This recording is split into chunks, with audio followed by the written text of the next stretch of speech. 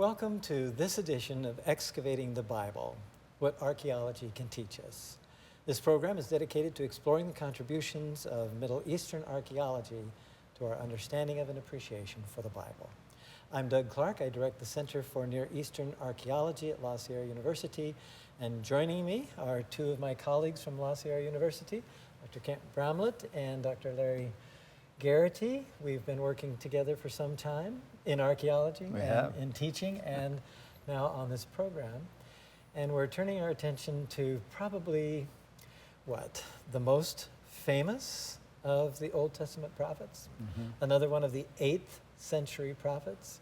I think, Kent, on our last program you talked about Micah, Isaiah, Hosea, and Amos as these 8th century prophets. I've always thought of these in some ways as kind of the high watermark of prophetic literature, that is, of the literary finesse of the writers.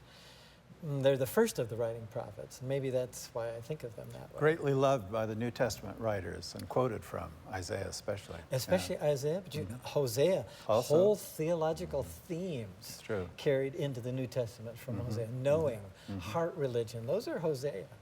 And they make their way into the New Testament, probably because of that sense of warmth and closeness and a sense of security and well-being, heart, knowing God. That's all. That's all part of Hosea language. But now Isaiah, what? A small book? No. What do we have in Isaiah? One of the largest books, yeah.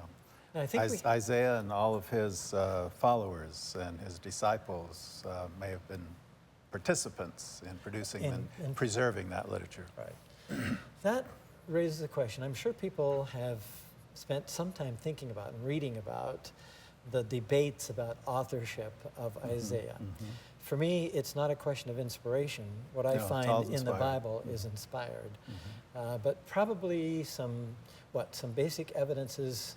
How would you just do a basic division? Kent, how would you think about the first part of Isaiah? And certainly the setting, if you just look at the time that the message is applied to, 1 through 39 is applied to the pre-exilic community, and then we have this whole shift to this new hope for the exilic community in 40, and that goes through 55, and then there seems to be a post-exilic message in the last 10, or from 56 to 66 at the end. So it covers messages for 3 distinct time periods. Which actually enriches it, doesn't it? It does. I was going to say that at Qumran and the Dead Sea Scrolls, all of those are in one the longest scroll. Beautiful scroll. Altogether, beautiful scroll. There are, in fact, 2 that are almost complete. Right. So probably we should be open to the idea of some additions later on by people who felt Isaiah was really a significant figure. How can we apply his message from the 8th century now to our own time in whatever, the time of the exile, 6th century, or if you go to 56 and following, after the exile, when things were getting a little bumpy again. It seems that most of what's in 40 to 55 is really very positive. It is. And enthusiastic and joyful. I mean, it's kind of like the ode to joy. Some of the most beautiful literature. We love quoting it. We really do. In the Messiah, even Handel had quoted a lot of it. Okay, so what we're thinking about now is 8th century, so especially 1 through 39. We have some artifacts on the table in front of us. Kent, begin. Tell us what is in front of you, and we'll move this way. Well, we're featuring adornment, I guess we could categorize it as, but we have this beautiful necklace made from individual beads that are strung together. Of course, the string is modern, but the beads are original. We have these large pins. These are actually, think of the types of robes that people wore at that time. They didn't want to cut cloth and sew a lot of cloth. Cloth took a lot of labor to make, so you tended to keep it as whole, as whole sections, and you would wrap it. And then you would use these pins, like, think of a Roman toga. That's later, but the same thing. You'd have a pin that would fasten it so that it doesn't fall off. Some of these may be hairpins, the smaller ones. I think we do have some examples of those as well.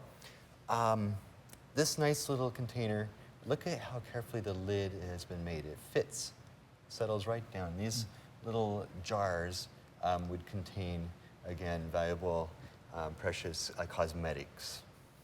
So we're talking about adornment. We are. We're coming to some ceramics. This would be a lamp that would be at home in the period that we're talking about, the 8th century, where the oil would be put and the wick would hang over the front and produce the light. This is a handle with a stamp on it that was put into the clay before it was baked, and that's typical of this particular time period. Sometimes we call them lamillic because the inscription says it belongs to the king or to royalty. And then here's some metal daggers and swords and implements that are used in battle. Then we have an upper milling stone, which Isaiah has in mind when he says that the poor have their face ground into the dirt by oppressive, probably merchants of some kind. And in fact, it's addressed to all Israel to take care of the poor. So we've got some fairly heavy-duty messages there. Some fairly standard ceramics here.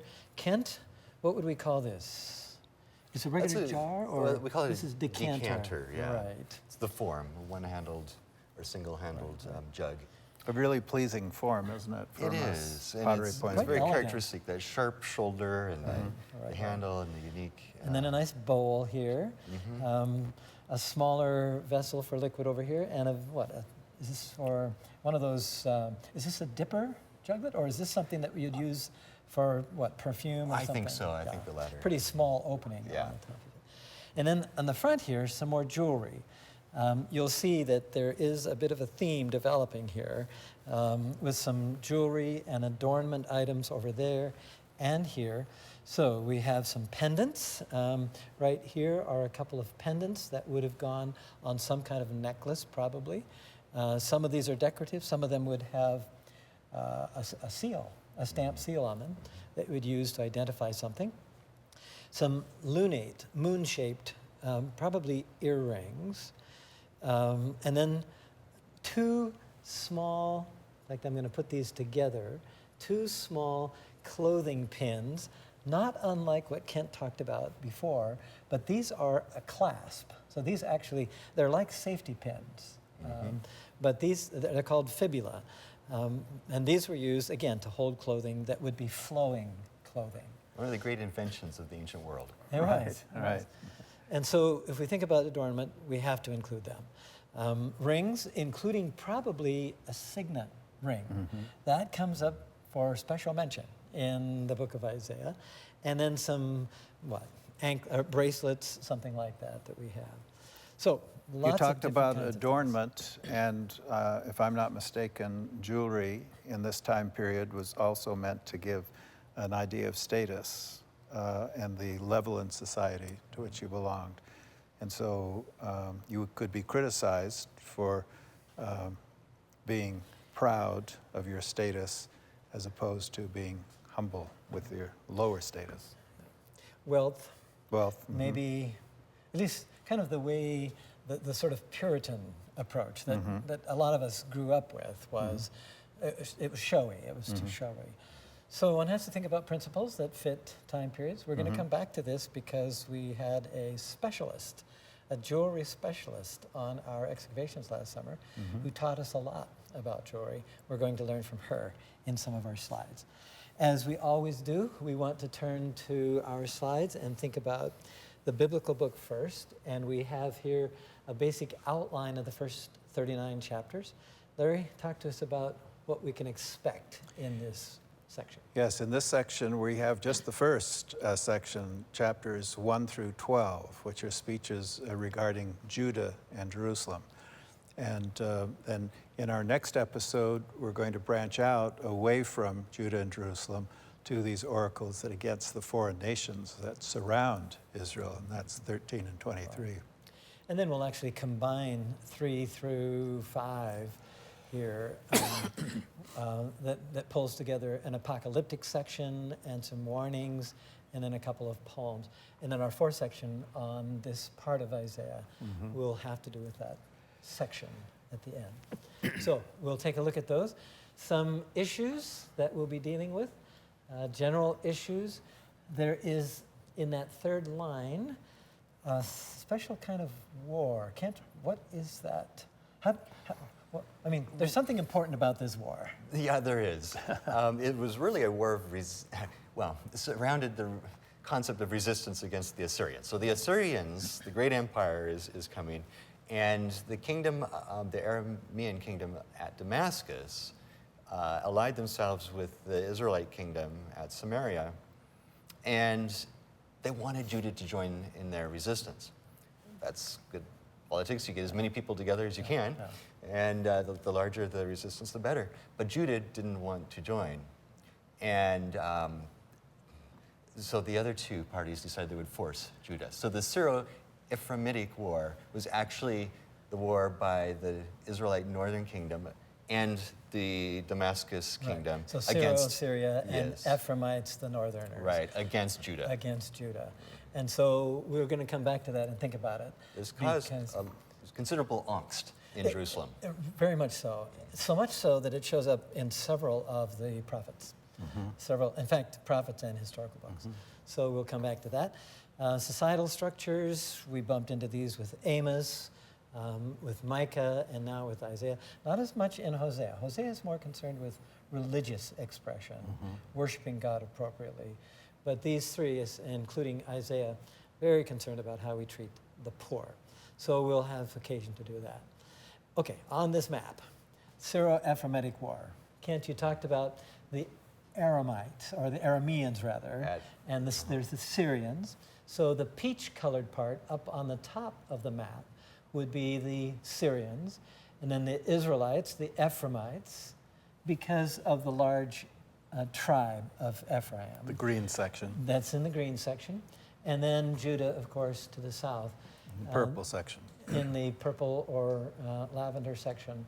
And it's the two northern kingdoms against Judah, as Kent explained so well, that gives rise to this. Interestingly, shows up in two prophetic books, Isaiah and Hosea. Some people debate the Hosea appearances, but most people feel that they really are there. And in Isaiah, it's the setting for passages that Christians know well. The Isaiah 7:14 passage and so on. What we want to do now is put it back in its context, literarily and archaeologically, and see if we can learn anything, maybe enhance our understanding of its original setting. And then it shows up in Kings and Chronicles. So if there's a battle, and it's not a long battle, but significant, as you say, Kent, causing a lot of angst, but it shows up in 4 books. How many wars in the Old Testament show up in 4 books? Right. If you want to know the history, you go to Kings and Chronicles, and then you have what the prophets said about it in Isaiah and Hosea. And their applications. And their applications. And even, there's this wonderful book, Situation in Theology, or is it Theology in Situation? I've forgotten which, but it's about this war. And the author makes the point that each of these passages refers to this particular war for different reasons. And so there are different lessons that they draw out at different time periods. And so we've got an interesting textual thing going on. Now what we want to look at are some archaeological remains. Kent, we've got some Assyrians. What are these Assyrians doing? Well, the themes of domination were very popular in Assyrian art. And here you see the victorious Assyrians in tall stature, stepping on the prisoners, the defeated ones, who are cowering below. Sometimes we actually find pictures of Semitic people, some have identified with the Israelites. They're typically, although we have Jehu on the obelisk. On his knees. On his knees. And maybe in the temple of Ramesses III, we may have a depiction of Israelites, but they're being trampled on. So I guess it's nice to have your picture in the paper, but not that way. Not that way. And it shows something. I mean, Isaiah is pretty serious about the fate of Israel. And these illustrations, This is what will happen to you this is what'll if you happen. don't That's right. go with God's plan. Now here's another one. This one a little bit earlier with Tiglath-Pileser. The same kind of thing. If you look carefully, you'll notice some bodies or heads underfoot. Assyrian conquest. I want to put this as a question. Would anybody in Israel or Judah not know about the stories of Assyrian atrocities? No, everybody was told those stories. It's propaganda, and the Assyrians were proud. I mean, if you read the annals of the kings of Assyria, they're very verbal about the atrocities they perpetrated. Larry, you have often made reference to parallels in the modern Assyrian Empire Right. and the modern world. Right. The kind of propaganda that comes out of an oppressive regime, wanting to call themselves a caliphate, wanting to call themselves national. The same kind of what? The fear, inspiring Meant fear. to scare you to death, literally. Right, Yeah, right. right. And we're looking on the screen there at some of the weapons that were used and the stakes that people were impaled on, and the siege machinery that was meant to knock the walls over and so on. This was really brutal warfare. And you don't think this would have been lost on Israelites and Judeans? They knew what was in store. They knew what was in store. And Ahaz in Jerusalem had to have known what was in store. Of course, he was looking on the other side. He wanted to get Assyria's help against these two traitors. Now, I don't know that that worked out well either, but in any case. Okay, some other issues. The heavenly court. Isaiah 6 is the call vision. And this happens with the heavenly court. The seraphim, the Lord, the temple, the glorious temple, and so on. In fact, some people would argue that chapter 6, I'm one of them, would argue that chapter 6 may be the first part of Isaiah to be published. Maybe 6, 7, 8, and 9. That might have been the first part of Isaiah that was known. This comes from the time of Isaiah's death, 740, 739, something like that. This was when Isaiah was called to his prophetic ministry. Right. Yeah. And then people would argue that what shows up in chapter 1, the devastating scene, actually comes from the destruction at the end of the 8th century. So that would be later then. So some people would say that you've got a growing book, and the first part begins with the call vision, and then it moves on. But you have the heavenly court, and then text history, you've talked about the Dead Sea Scrolls, and then some help from Ugaritic. Kent teaches Ugaritic every once in a while. You learned Ugaritic. So that's a site that's north of Israel on the coast of Syria today, and was excavated in the 30s and 40s, and has provided actually thousands of texts that are historic or literary or religious, economic, and they're all written in a kind of cuneiform alphabet, which is different from Babylon, but nevertheless very important for biblical language. Yeah. Okay, then we'll look at a couple of other things here too, and see what we can learn from archaeology. The divine council. Does this show up much, Kent, in the texts? Well, it's a major theme, certainly in the countries around the Bible. And when we read the text carefully, we often find language which is similar. Seems to be in similar. terms of conceptualizing. Whether borrowed or not, used because people were familiar. Yeah. So we would see some kind of similarities there. So here we have Shamash, the sun god, at the head. Now, here is that passage in Isaiah. Larry, I want you to read this and look through it. And we're used to it, and we might get a little bit of a jolt when we come to part of it. So again, the Lord spoke to Ahaz, saying, "Ask a sign of the Lord your God. Let it be deep as Sheol or high as heaven." But Ahaz said, "I will not ask, and I will not put the Lord to the test." Then Isaiah said, "Hear then, O house of David, is it too little for you to weary mortals, that you weary my God also?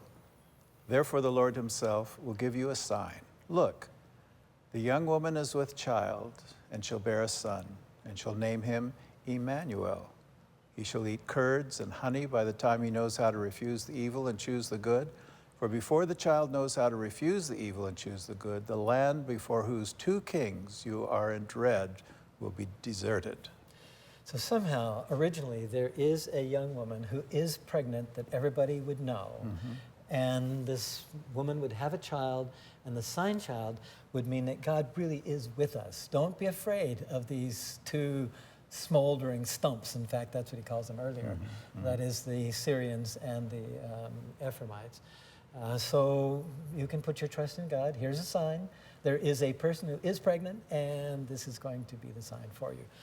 Of course, the application in the New Testament carries this and carries it further, which again shows how biblical literature can be utilized. There are these lives of biblical passages that keep growing, but archaeology helps us understand the original context for this one.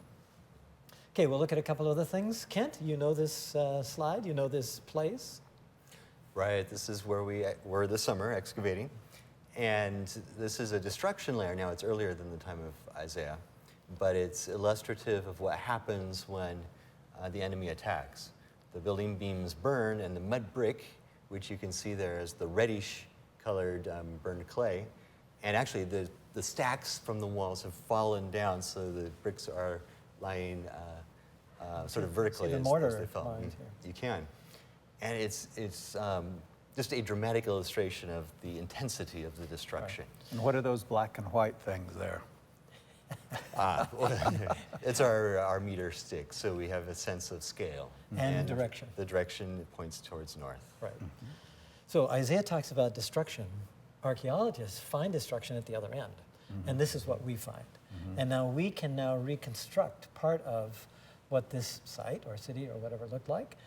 We can actually say quite a bit about it. We can talk about what the building looked like. But Isaiah talks about the destruction. Another one from a site on the western side of the Jordan River in Israel, with destruction layers as well. Another thing that Isaiah talks about is building houses next to houses. This is a rather modern illustration from Hong Kong. You've been to Hong Kong? Yes. You've been to Hong Kong. I have. Yeah. So have you been to some of these? I have. I've seen those. Yeah, high rises because there's nowhere else to build. And for the wealthy, or this for the? These are the slums. These are the slums. Yeah. Right. I even stayed in the building where a few years ago SARS started. Really? The respiratory Right, illness. right. It was something like that. I have not asked you about your role in that camp. Maybe we will sometime. This is more like we're used to, but building against building. Isaiah says that's a problem because evidently the landowners are making a lot about off of what the poor are having to pay for their places. An illustration of where one of the gods, a foreign god, From the other side of the river. from the other side in Moab, actually allows his people to be punished by the Israelite God. When we read the Old Testament, we read about the Israelite God allowing his people to be punished by foreign gods. Evidently, there was fair trade here. This was a fair trade operation. And it was a fairly common sort of practice to think about it in that way. Well, we need to think about some other things too, and I want to get to especially I want to get to the jewelry. We've seen pictures of sundials. Which figures in Isaiah. It does figure in Isaiah. Okay, Kent, read this passage for us. On that day, the Lord will take away the finery of the anklets, the headbands and the crescents, the pendants, the bracelets and the scarves, the headdresses, the armlets, the sashes, the perfume boxes, and the amulets, the signet rings and nose rings, the festal robes, the mantles, the cloaks, and the handbags, the garments of gauze, the linen garments, the turbans, and the veils. I think the first time I was introduced to this was to suggest that these are things that we should not wear. But this is a kind of a comprehensive list of adornment and jewelry, and probably has some other significance to it. So let's think about jewelry and adornment. These are notes from Josephine Verducci, who is in Australia, finished her PhD studying jewelry from this part of the world, and has some things to suggest about it. So, Larry, begin with the first one here. This is Yeah, what she identifying and excluding outsiders. This is part of the purpose of jewelry. Enhancing internal solidarity, emphasizing a common heritage, publicly validating the assimilation of outsiders, and justifying status or rank. So these would be the functions of jewelry. How do we often think in our world of the function of jewelry? Or is there a useful function for jewelry the way we think about it? Often it's just for fashion and decoration, isn't it? And to be attractive in one way or the other. Though sometimes that also means status. Only the status. elite can afford it sometimes. Right. So, if she's correct, and if we're looking at her suggestions, excluding outsiders, so we're talking about belonging and not belonging. And that would, of course, say something about the internal solidarity, sharing a common heritage. So jewelry says something more. So if I were to put on some of these elements of jewelry or adornment, that would say something in the ancient world, probably a bit more or different than it would today. It would. And significant.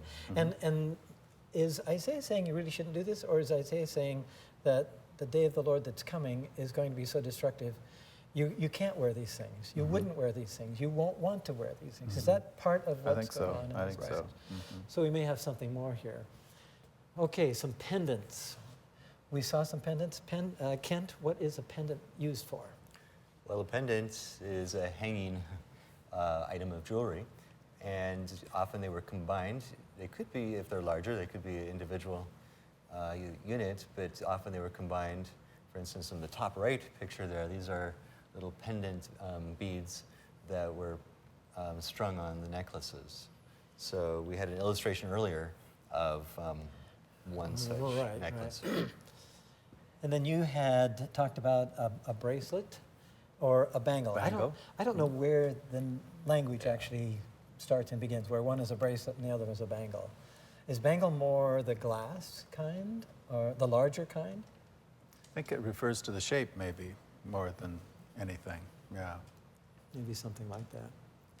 And then we've talked about, and you showed Kent one of the examples of a necklace. So we've got lots of beads around. Earrings. Lunate or moon-shaped. We showed a couple of those on the table as well. And some tassel earrings. So all kinds of jewelry.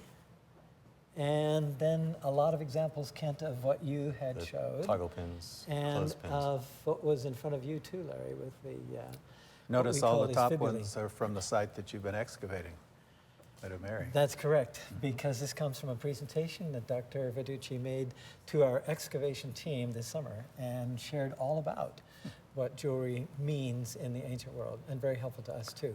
Thank you, Larry. Thank you, Kent. And thank all of you for joining us for this edition of Excavating the Bible. We hope that this program has given you something more to think about and to believe in, and we look forward to next time. Until then, think ancient, keep believing, and keep exploring. For Excavating the Bible, I'm Doug Clark.